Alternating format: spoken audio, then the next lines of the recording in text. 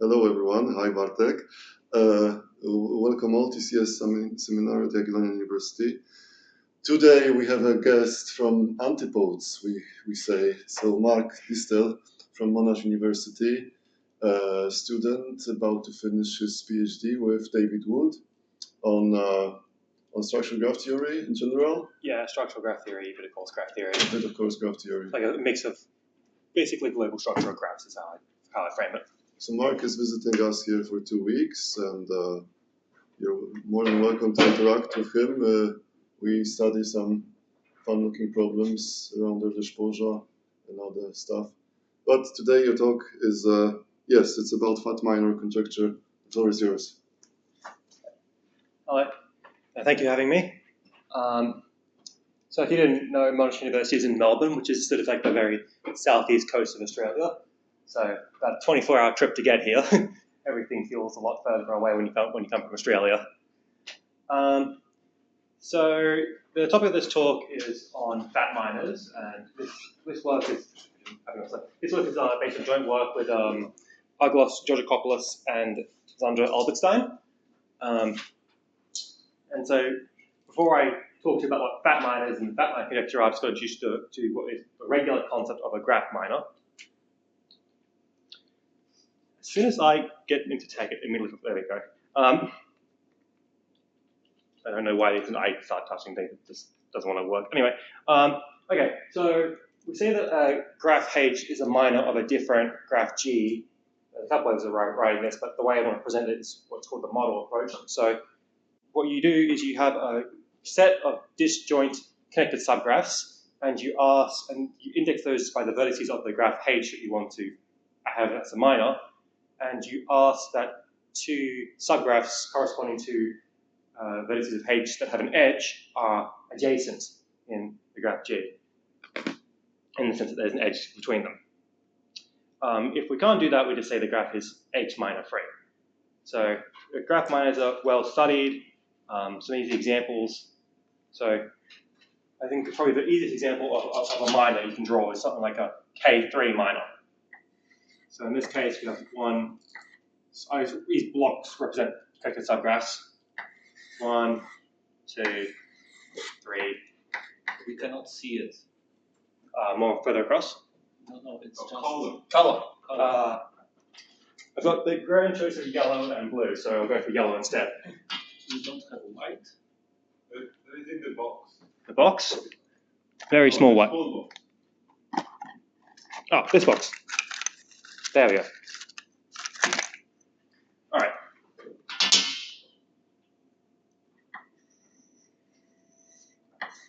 Any more visible or? Yeah.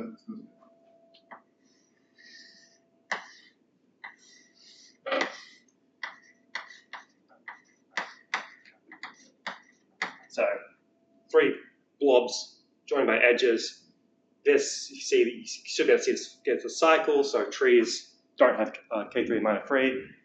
Slightly more interestingly, it's well known that planar graphs are precisely the graphs that exclude K5 and K33 as minors.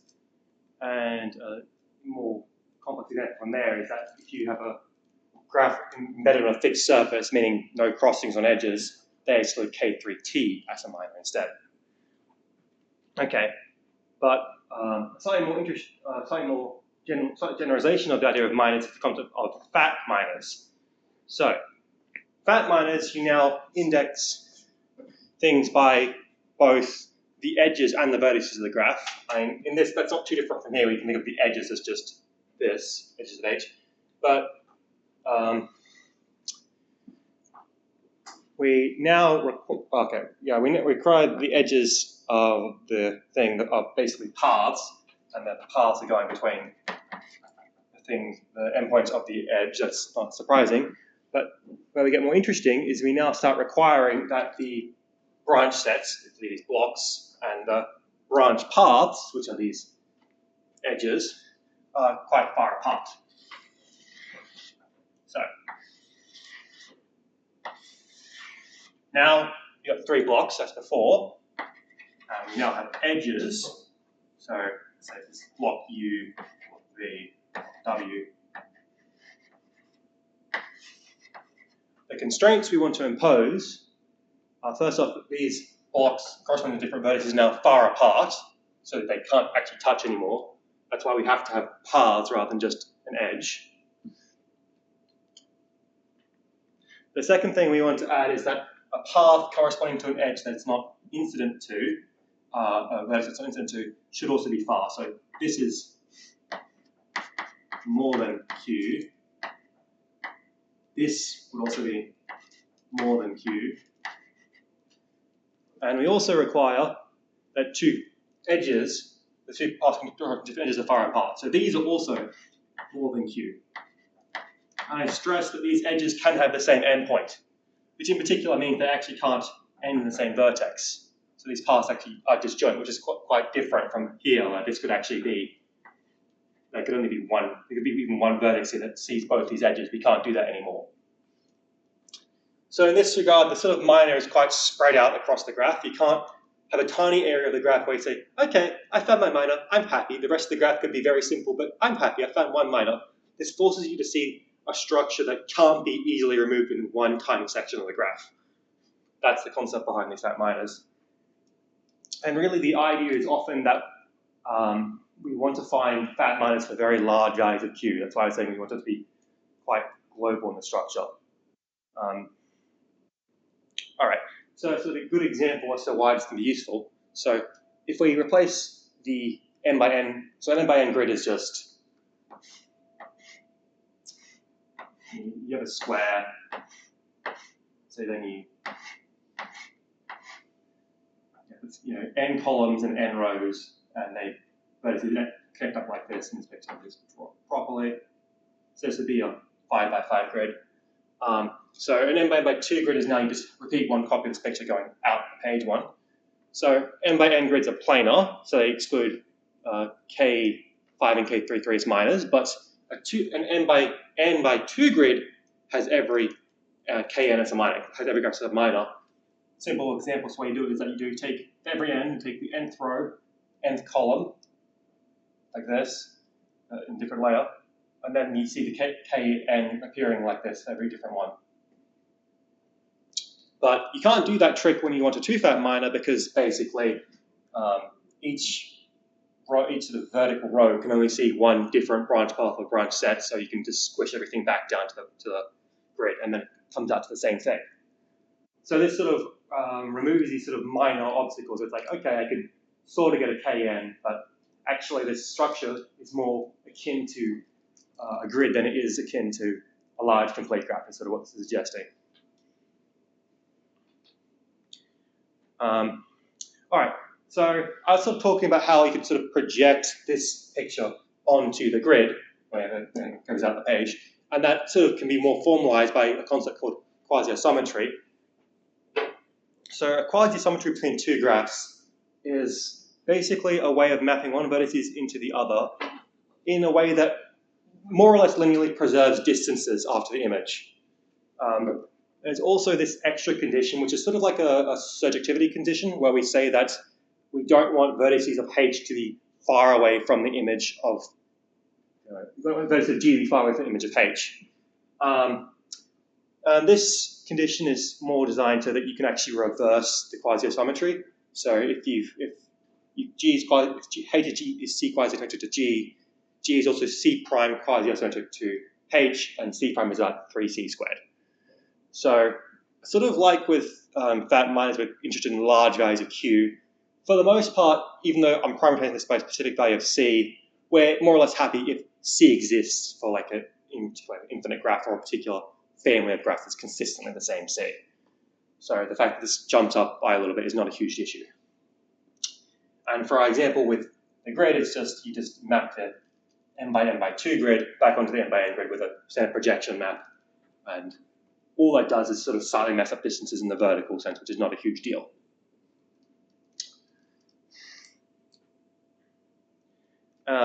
And so fat minors are quite nicely related to quasi-isometries in a couple of different ways. I haven't got on these slides, but one thing that happens if you have a fat minor in H that's quite fat, then you'll see a similar structure appearing in G. You'll see a fat minor appearing in G for less fatness. And quite a nice proposition here is that actually if you exclude a Q fat minor for some Q at least 3, then you can actually, up to quasi-isometry, say that you just excluded a 3 fat minor. So there's a substantial cutoff between 3 fat and more than 3 fat. I'm talking about unweighted graphs here. So I mean, 0 and 1 fat are not particularly interesting. I mean, 1 fat is not that far away from being a regular minor, and so it's really at the point of 2 or 3 fat that since it starts to be an interesting problem. So, and then from 3 fat, it's the same onwards. So it's really the sort of 2 key cases of being 2 fat minors and 3 fat minors, and everything else in between is sort of automatically solved. And this might seem like quite a deep result, but it's actually a relatively simple construction. If you are familiar with the power of the graph, we take an edge between 2 things that are a set distance apart, then you can take a sort of high enough power, like something like 2Q or 3Q, and then in that higher power, you actually don't have the 3 fat minor, and then that also preserves the quasi-isometry. So it's quite nice, and we only really consider 3 fat minors in many ways. Okay, so the fat minor conjecture is basically just that fat minors are, well, they're basically just minors.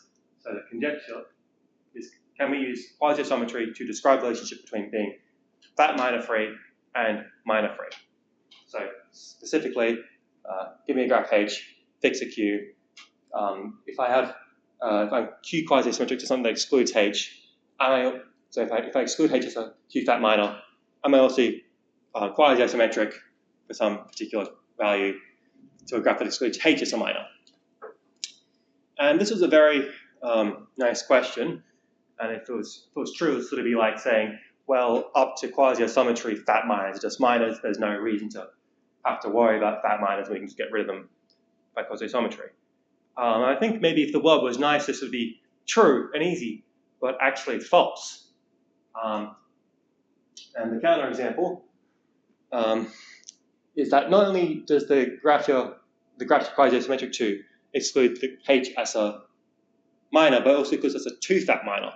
So there's this really sharp cutoff between, yes, I exclude as a 3 fat minor, but no, anything I'm quasi-isometric to has it as a 2 fat minor, which I think is quite strange. It's really, really highlighting this difference between 3 fat and 2 fat. They're quite different examples.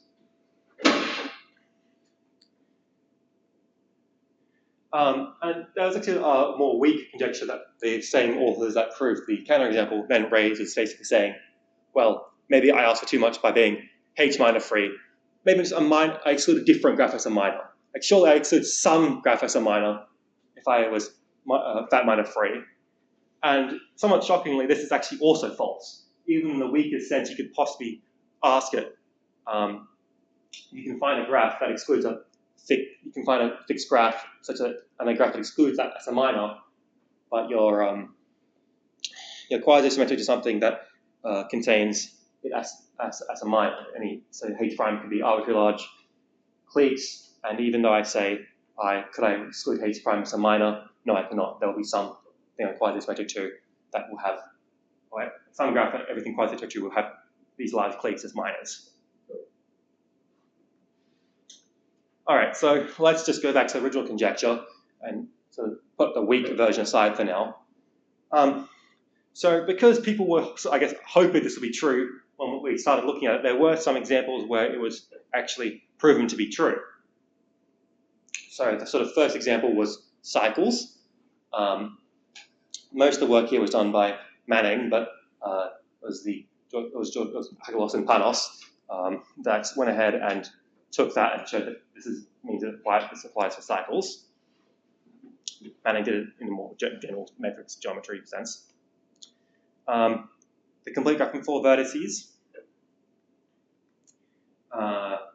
K1T, so star, and K23. So pretty small examples. But let's examine what the counterexamples are in more detail. So the counterexample found that disproved the original conjecture was take 2 copies of K15, and then you take a perfect matching of 3 edges between those 2 copies of K15. And the second counterexample is actually a large grid. It's 154, 154 is what they got, but I don't think the numbers are too important.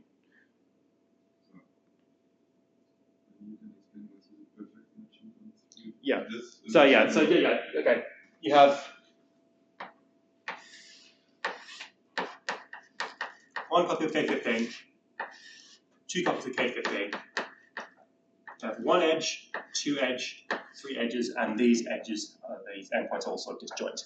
So you don't do this.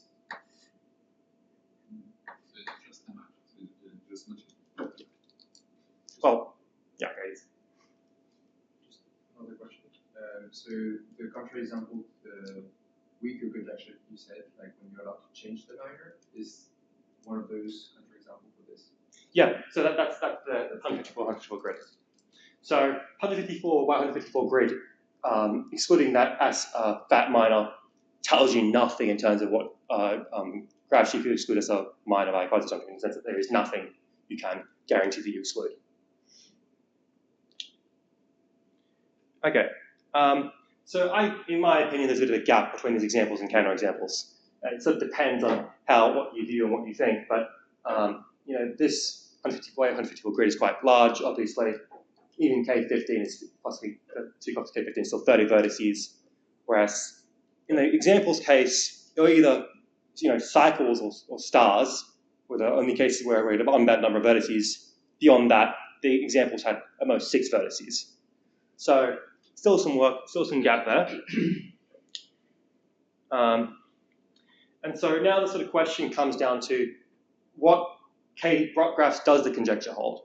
And even if the conjecture doesn't hold in general, I think this is still worth studying because sort of as with anything, there might be specific cases, specific applications where you say, I do not exclude this graph. And especially if that graph is a natural thing that appears in a lot of examples, it's worth being able to say, I can work with this graph and I know exactly what it looks like.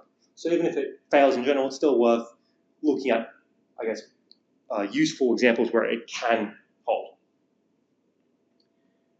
Okay, so what my co-authors and I came up with, and I should specify this work was actually done prior to the weak counterexample proof, so our stuff didn't actually use any of that material. So there's actually more, possibly you can get more out of that paper, but I think it's harder to work with. So the first thing we contributed is that the conjecture is actually true for K2T, not just K23. But by contrast, the conjecture is false for for complete graphs with at least 6 vertices, and bipartite graphs where both sides have at least 4 vertices. So there's only a very small gap in terms of complete graphs and bipartite graphs where we don't know what K5 does, I don't know what K3T does, but everywhere other than that, they're solved. And my personal subjective standard of beauty is that I quite like these examples more than the other ones. I like complete graphs and bipartite graphs. They're nice and simple. So I'm going to talk more about the latter today. I guess the only sort of thing to say about the former is that we actually get a slightly stronger result. So if you exclude a list of 2 connected graphs where one of them is K2T, then the thing on quasi-isometric true actually excludes all of those graphs, exclude all those 2 connected graphs as fat minors, and the graph on quasi-isometric true also excludes all those graphs as minors. So this is a slightly stronger result.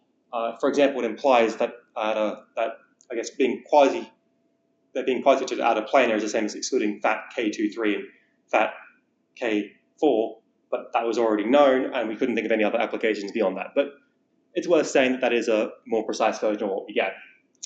And the proof is a little bit. Could you sum up? So the graphs that are verified if the conjecture is true, it's like what, trees, cycles? So it's K4, so K2T? So we have it hasn't been done trees. I don't think it's been done for cycles. Well, trees are open.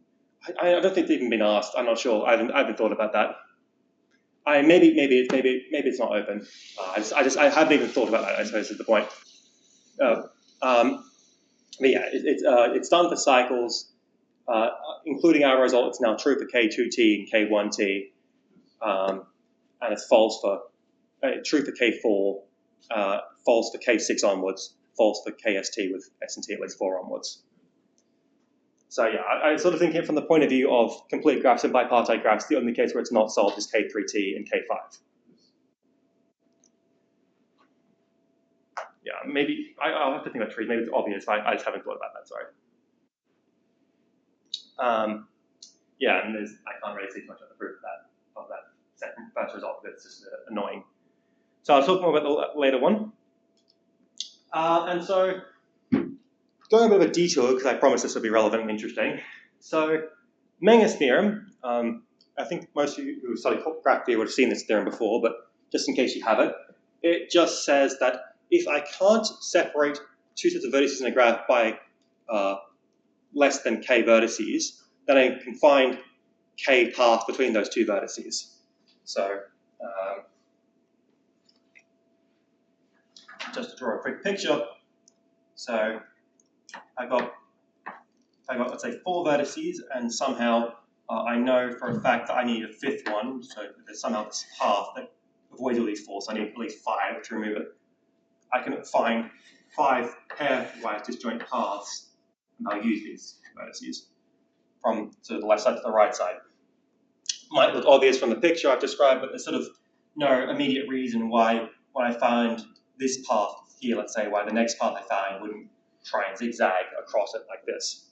Or you either get into a situation where you find a small number of vertices that can separate left from right, or you find a way to switch the paths around. Sort of, this picture suggests why you switch it around. Anyway, that's regular Menger's theorem.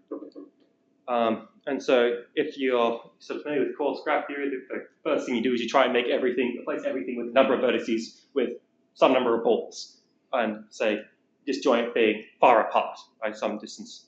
So that was exactly what 2 sets of authors independently conjectured.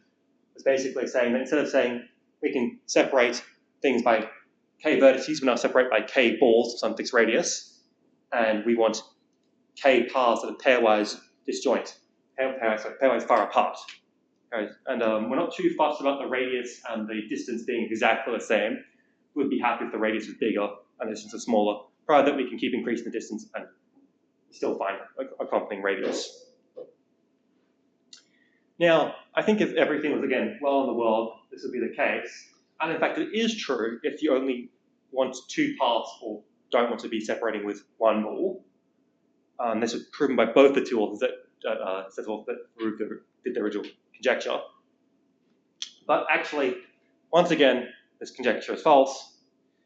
And so it's shown by Newton, Scott, and Seymour that you can have a graph and 2 sets of vertices in that graph where if I can't separate left from right with only 2 balls, but equally I can only find 2 paths and not 3 paths from left to right. So you have to look at it like this. I have 3 big balls. No matter where I look like, I have 3 big balls from left to right. And you would look at this and think, okay, I put 1 path through here, 1 path through here, 1 path through here, 3 paths, I'm good. But no, this is saying you can't do that because somehow the 3rd path that we want to try and use this ball still ends up getting closer to this guy. And even though you say, okay, but I should cut it over here, somehow there's still another point of failure. So no matter where you try and cut it up, or no matter how you try and get the paths to go through the graph with all this space you should have, you still find them getting jammed together somewhere else. And perhaps even more catastrophically, a follow-up paper that this was not released until after we did our work, showed that you can't do this even if you say, I'm going to add as many balls as I like, and be k of them. Even then, I could still only find 2 paths and not 3 paths. So this conjecture is completely dead in the water. There's no hope for it. So why am I going through this big detour? It's because, okay, so let's just show you the counterexample. I'm going to show the counterexample for the 2 balls version. The 3 balls version gets more, 3 plus balls version gets more complicated, and it wasn't even out by the time we did our research, so it isn't relevant to talk as much. So this is the picture. The sort of sides, the left and right sides, what you're going from are the sides S to T. So you sort of notice that S and T actually intersect at this top vertex over here. Now, I'm just going to refer to this as an NSF graph, short for the author's names. And so the sort of first thing to check is that you can't separate left from right with only two balls. Well, the first ball has to basically use the top vertex, otherwise you have the trivial path. Where do you put your second ball? Well, you have to put your second ball somewhere along the bottom path. Okay, so I should clarify a little bit more what this picture is going on. So all of these dotted lines are highly subdivided, but only the dotted ones. So these vertices, even though they look close, are really actually very, very far apart. And this is a particular height tree, but really this is actually going further and further up. It's basically a binary tree, and I've connected my vertices in a very particular order along a bottom path. That's the general construction. That, yes, this picture is not specific to this height, and so no matter what size ball I want to use, I have to use one at the top, and that ball at the top, if I'm high enough, doesn't basically touch the bottom at all. Then I have to use one at the bottom, but whatever one I use at the bottom, because all these things are highly subdivided, they have to only pick up one vertex, really, one actual proper vertex. And let's say I picked up that vertex here, I can basically just create a path that jumps over that vertex. Doesn't go near the ball at the top because the tree is quite big. Doesn't go near the ball at the bottom because everything's highly subdivided. Okay. But the more surprising thing is the fact that I can't find three paths. Well, really, the first path would just be the straight path from S to T at the very top. So there's more a question of finding two paths between the left and the right on this picture. Two faraway paths. Can you do this? Well, you can, because coarse manganese is true for just two paths. So there are two paths from left to right in this, but the fascinating point is that if you do find two faraway paths, one of them has to be this very specific path. This is the only way of doing it. And this knocks out the conjecture because we already wanted one of our paths to basically be the root vertex. So there's not a third path that's disjoint from the root path, basically. Now, I guess a bit of intuition as to why this has to be the case. You imagine, let's say I start going up on this path, and then I don't want to keep going up anymore. So I have to go back down. You could consider a lot of possibilities, but basically you may as well go straight downwards. There's no real twisting and turning you can do. This is a tree, so you have to go down to the bottom eventually. Once I've gone down to the bottom, let's say my other path is on the bottom at this point in time, you can't go past him on the tree, so you basically have to go on the bottom. That path then gets bumped back up. So, okay, he's at the top, he goes back down, second guy gets bumped back out of that guy. And you can keep playing that game, but every time you have to do a bump up, you sort of get stuck in a smaller, smaller region until eventually one of your bumps puts you at the same height as the other one. So basically, this guy's got bumped back down to here, this guy's got bumped up to here. And you get to the point where they both share the same common parent. So your only option in the end is to just do this entire thing that goes over the top, which knocks up the coarse length. So this is really fascinating to me because I think it's quite unexpected that you can actually force a path to be so specific. You would normally think there'd be a lot of different paths, really, but no, there's only really one option. I mean, the second path can do anything you like. It can go up and down a little bit, but you may as well make it the bottom path because the top path is the one that's really relevant here. Okay, I've detoured a little bit. Why have I detoured so much? So there was this counterexample by the original conjecture, and what it actually did was it used the graph G that was excluding as a fat minor. That graph G was constructed using the NSF graphs as a base. Again, I should create the NSF graphs on a family of graphs, so depending on the subdivision amount of height.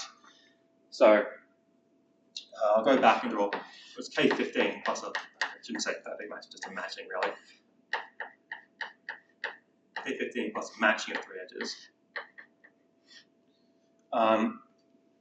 So basically, each of these three paths are actually secretly you basically put the NSF graph inside here, and these three endpoints are the S and T vertices on the NSF graph. So by asking you to find a fat minor of this guy, it basically says that you have to find this three paths in the NSF graph, and that's impossible. And they basically go back and use the proof that it doesn't work. And as a sort of an aside, the counterexample that shows that you can't do this with K balls rather than just two balls, that's the counterexample that's also used to show that the weak conjecture fails, the weak fat minor conjecture fails as well. So these graphs are really very, very relevant to the that minor conjecture as well. So what my co-authors and I said is that, well, they built a counterexample using the NSF graphs as a base, but can we be better? Do we have to use this many vertices? Does it have to be this specific? Can we make our counterexample similar than some construction that uses NSS but is bigger than NSS? And the answer is actually, you don't even need to go out of your way to build a new construction.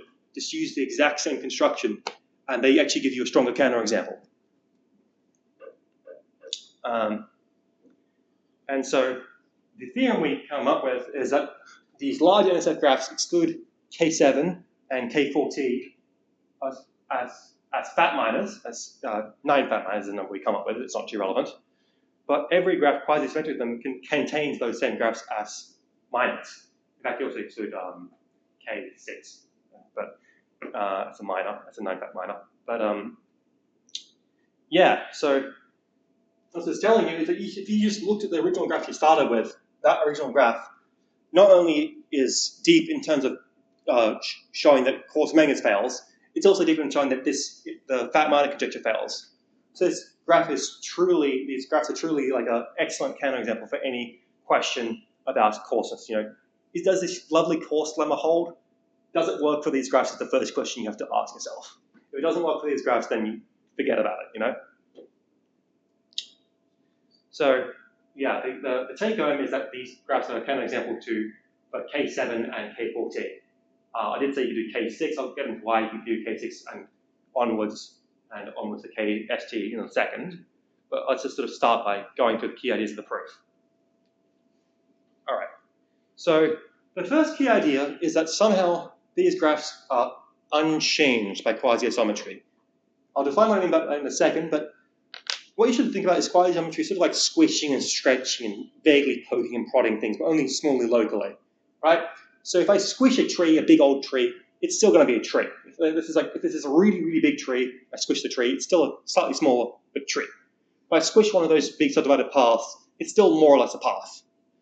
So the real big question about this picture, when I try and squish and stretch it, is does this structure of edges where they're sort of crisscrossing each other hold? Does that appear when I try and do it? And if you said, I don't believe you, and you said that holds, I would say, good, because that's the hard part of the proof, showing that this crisscrossing structure works. But let's go into more details of what I mean. So specifically, any graph quasi-symmetric to one of these graphs contains a slightly smaller version of these graphs as a minor. So if I start with a very, very, very large NSS graph, like very high, highly subdivided, take a small quasi-isometry, relatively small compared to the height and division I picked in advance, or in response to a quasi-isometry constant, I would recover a slightly smaller, particularly in terms of the height, SF graph as well. So you can't really hit these things with quasi-isometry to get rid of them. They still stick around. And sort of going back to this picture, the way you think about this crisscrossing structure working is that what you have to think about as these pictures that it's somehow recursive, that this left tree over here is somehow just a blown up, left blown up version of this greater tree. Oopsies.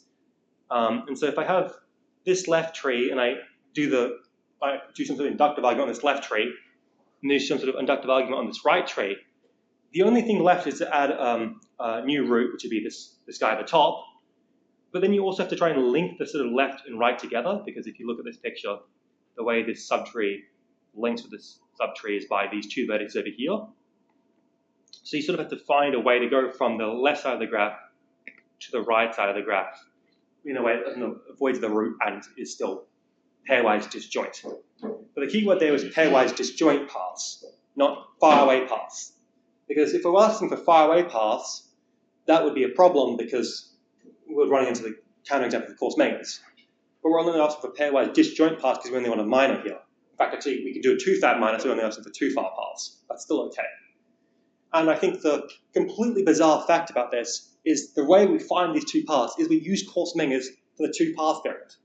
So somehow, these graphs are counterexamples to coarse manganese for 3 paths onwards, but yet the 2 path version of coarse manganese shows a very deep result about these graphs that they are basically unchanged by quasi-isometry. So it's fascinating to me. They're both counterexamples and perfect examples for coarse mangas. Anyway, so the conclusion from this observation, or not observation, theorem, is that if you have a very large NSF graph and you say that every large NSF graph contains my specific graph H as a minor, but not a fat minor, then that graph H is a counterexample, because if I take a thing quasi-isometric to a large NSF graph, I get a slightly smaller NSF graph. That NSF graph contains my smaller graph as a minor, so sort of this transit property of minors. So I see this smaller graph as a minor no matter where I go. So really this comes down to a question of just what graphs do the NSF graph have as a minor, but not as a fat minor? And it's now, no quasi-isometry is now taken out of the equation, it's just purely a question on these graphs and nothing else. All right, so so the first lemma is that if you have a sufficiently large NSF graph that contain K7 and K4T for any T at least 4 as, well, minors, but also 2 fat minors. And this is the great side of proof for a presentation, because it's proof by picture. But I do need to explain one of the pictures I'm going to draw in a second. So as I was saying before, the construction is recursive. So you can think of this picture as being a sub-picture in a larger tree, where this thing going up is the sort of new root. So this could be the I guess if you look at sub thing, this sub guy, this sort of root can correspond to this new root. And this could go either left or right. It could go either like left or right. I don't know yet. I've just drawn it up. And you've got these 4 vertices. Let's say, look at this picture. You've got these 4 vertices that end up linking off to the rest of the graph, going left and going to the right. And so I've sort of drawn those by dotted edges, saying that this picture is going to keep going off to the left and to the right. I don't know. And there's sort of these 5 critical vertices that connect this graph to the rest of the picture. It's this one at the top, 2 on the left, 2 on the right. And so really, if I want to inductively find a picture in a smaller section, I can just imagine that's being blocked out, that's done, that's some sort of subtree. Technically, all of these should be blocked out. It's a smaller version. We're just going to block out one of them. You can pretend they're all bigger size than what they actually are. And all I need to do is control how the picture works on these 5 vertices on the edges. Once I control those, I can repeat the picture as much as I like, or I can zoom the picture out if I please. All right, so I'm just going to start by drawing a K14 minor. So how does this work? So you've basically got some 2 paths on the left going out to the left, and they're going to keep going out. And 2 paths on the right, they're going to keep going. They're also going to keep going out. And so the important thing is that on the inductive picture, the same vertex on the left is going, same vertices on the left are going out to the left, same vertices on the right going out to the right. So this picture can be zoomed back out. I've also got this blue guy that's adjacent to both greens, both yellow and red. So this is a K41.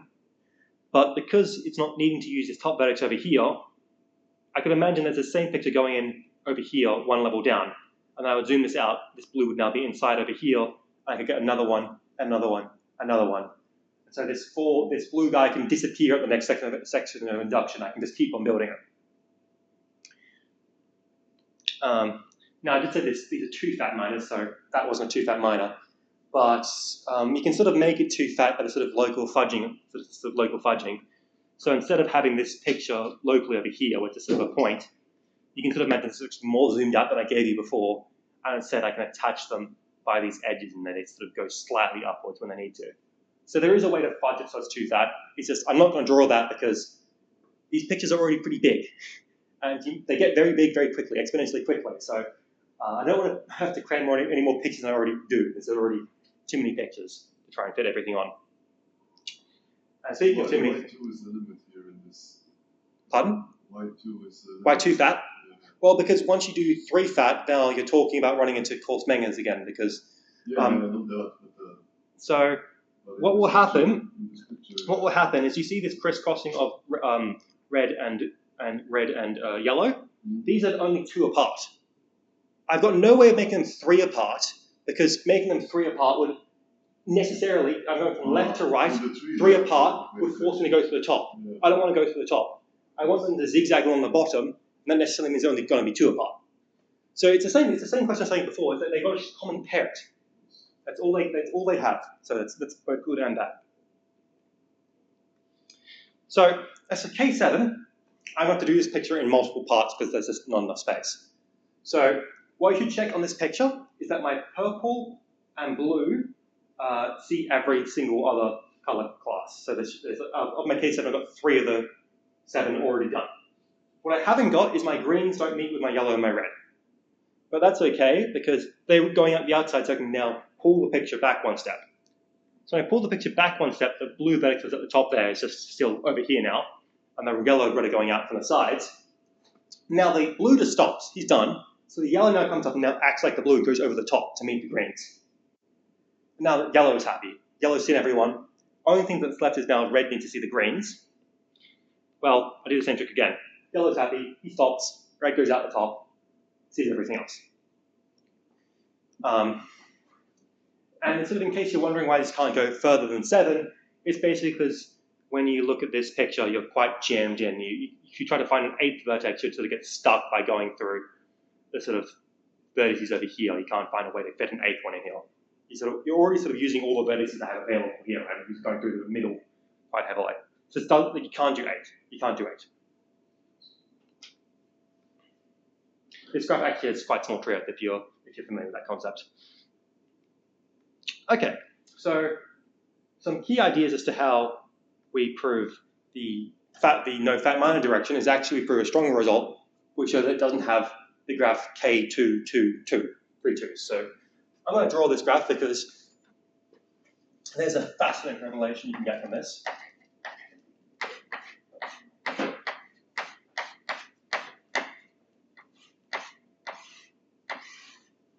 This is the graph. You might notice something. It's planar, right? And this is also quite an interesting point. I'm also going to label these vertices just for argument's sake.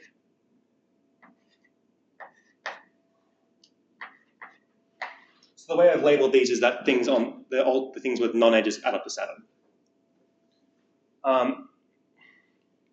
So the proof idea is that I basically try and jam my construction to a very particular area. So I basically look at, I'm going to go back a few slides.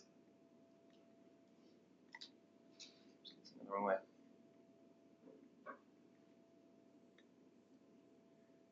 I basically look at this picture here and say, well, is most of the picture of my minor appearing on the inside where I've already got, or should I zoom out? Should I zoom in further? Should I zoom out further, or am I happy? And if I zoom in a bit further, I can ask the same question. If I zoom out a bit further, so on. Eventually I get to the point where I've reached just the right zoom level, and at that point in time, I can sort of adjust the minor very slightly. If I was 9 fat to start with, I can just sort of allow myself to lose a little bit of that fatness, and come to a point where I get this sort of picture occurring. So I've labeled them with very specific numbers, but the numbers basically come from the fact that I can swap the vertices around. This is all vertex transitive. So I get a position where one of them is on the outside, its corresponding one is on the inside, or mostly on the inside, and of the sort of 4 remaining guys, one hits the top, 2 of them are hit by the left, and sort of flip it left and right is indistinguishable, and there's where at least one of the things that hit on the right as well by a different thing. I, J, K are all different here, and all different from 1, 2, and 6. So these are all 6 branches are involved in this picture right now. And this just ends up being too much. It's quite a long argument, but basically the idea is that there are a lot of different paths. If I pick 2 vertices here, there are a lot of different paths from left to right. Like the idea of going from I, J to K on this picture, there are a lot of different ways I could do this on this K22. Different paths, if I take disjoint paths, they correspond to different far apart paths in the minor, and I find so many different far apart paths in the minor. Every time I find 2 far away paths in the minor, they are forced to behave in very particular ways, to the point where I run out of options. And so I should also add, I've talked about how 2 paths going on the inside in one sort of pyramid, or triangle I should say, for what we use in the paper, they have to be the path that goes straight up and straight down. The interesting thing is that if you look at a path that goes strictly on the outside, you actually get a similar result, where if I have a path that goes from 2 paths going from I to J over to this 1K over here, or one over there, one of the paths has to go directly up, all the way back down, and then straight back down through the binary tree. So not only are paths on the inside highly restricted, the paths on the outside are also highly restricted. So no matter where you try and draw things, no matter what you try and do, you end up being blocked into a very, very specific conformity, where you basically have to go near the root or use the root. And because of that, you just can't fit everything. There's so many different options, you just can't fit them all. All right, so what are the consequences of this?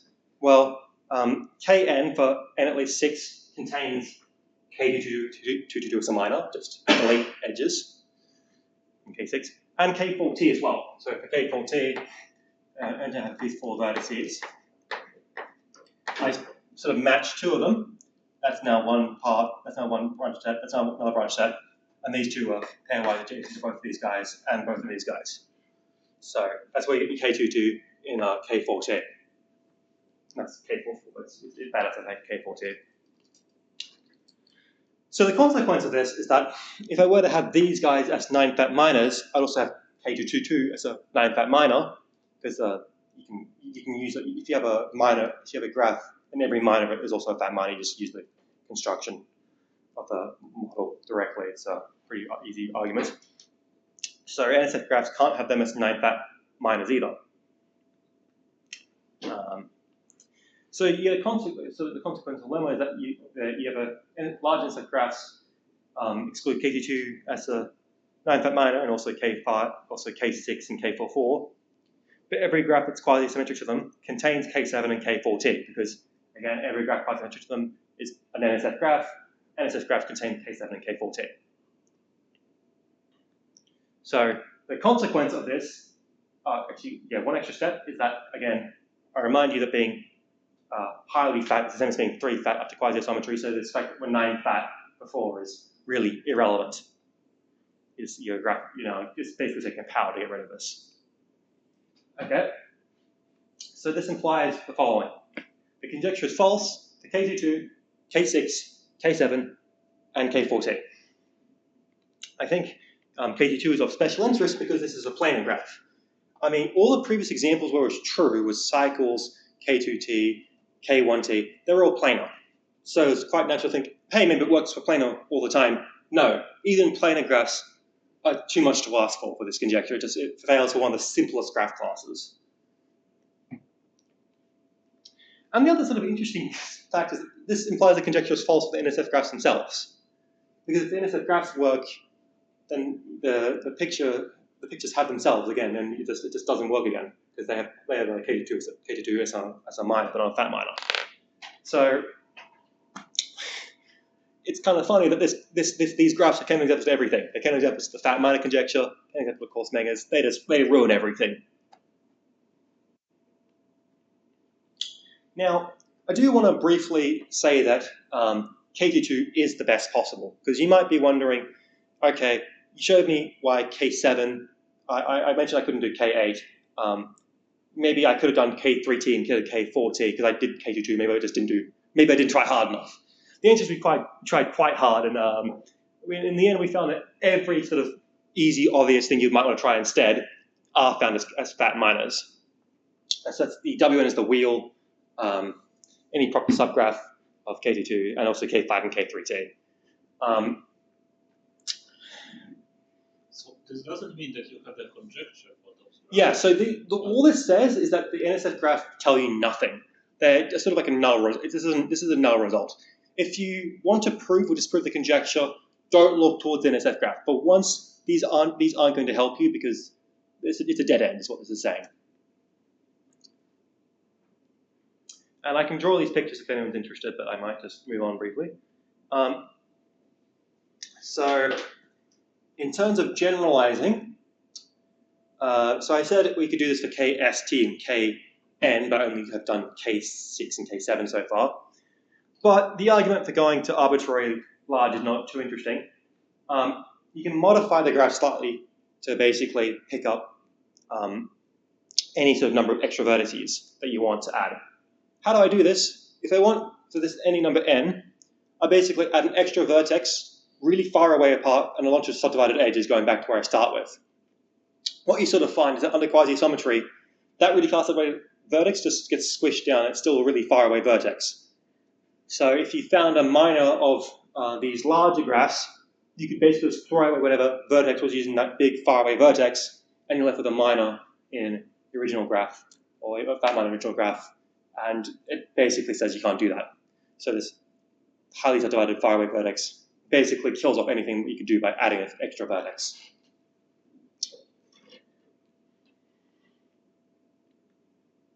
Okay, so I'll just mention a few open questions.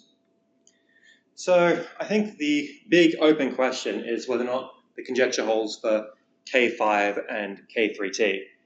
So again, these are exactly the planar graphs, and you'd really like to say something with these, but for once we have no way of approaching this problem because the NSF graphs will not give you any counterexample.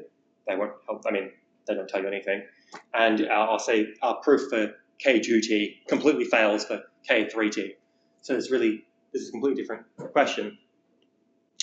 Also, sort of more generally, even regardless of what the result of the first one is, are there any non-planar graphs that do satisfy the conjecture?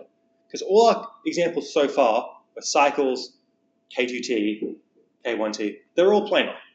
So I think it's quite natural to ask, are there any non-planar ones that do satisfy the conjecture? Because we've already showed that being planar is not enough to satisfy the conjecture. Is it necessary though? Because if it's not, it's basically telling you that being planar has got nothing to do with satisfying the conjecture, which I think would be quite strange. I would have hazarded a guess that it should have been relevant, but so far there's nothing we suggest that has been relevant, despite how close it seemed to go. And so you also might ask you to recall the weaker conjecture, which was that we wanted to exclude a different graph H prime. So the first time I gave this talk, I was saying, hey, is this weak conjecture true? It's been solved since I last gave this talk, but it's still, I think, an interesting question to say, can we come up with examples that don't satisfy the conjecture, but do satisfy the weak conjecture? Because all I've said so far is that K6 doesn't satisfy the conjecture, for example, and even if I try to make the graph go from K6 to K7, it would still fail because there was sort of this gap by 1 in my what I exclude as a minor and what I has a fat minor, or what I exclude as a fat minor when I has a minor. But it would still be theoretically possible to exclude K6 as a fat minor, but include K8, also exclude K8 as a minor after the quasi-isometry. So I still think that if you could do that, I kind of doubt it, but if you could do that, that'd still be quite useful. So I think it's still worth asking, are there some interesting graphs that don't quite satisfy the conjecture, but do at least satisfy the weak conjecture in a way that's still useful? That's all I've got prepared. I can also just, if anyone's interested, I can talk about the 2T version or the pictures for 3T, but other than that, I'll leave it there.